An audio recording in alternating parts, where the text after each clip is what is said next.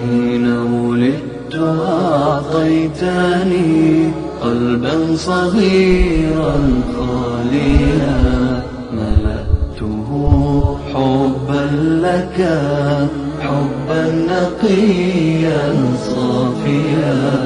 حين ولدت أعطيتني قلبا صغيرا خاليا ملأته حبا لك حبا نقيا صافيا.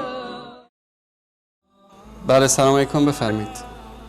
آقای برادر انصاری، ما یک پیامی داریم برای مسئولین موحد ما در همه شبکه‌ها، اونایی که پشتیبانی میکنن از شبکه‌های موحدان، چه وصال حق یا وصال فارسی یا کلمه یا اینا، ما واقعا یک انتقاد داریم.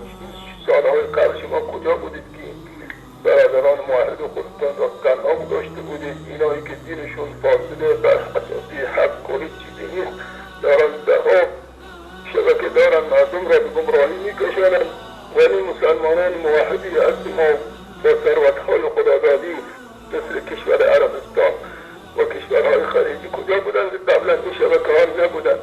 خدا شما را به خدا شما مسئول هستید.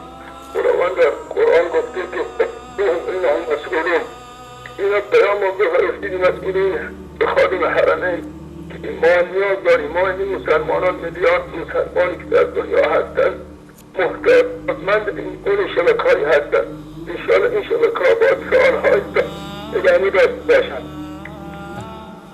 باش، تشکر از شما برادر گرامی. حين ولدت أعطيتني قلبا صغيرا خاليا ملأته حبا لك حبا نقيا صافيا.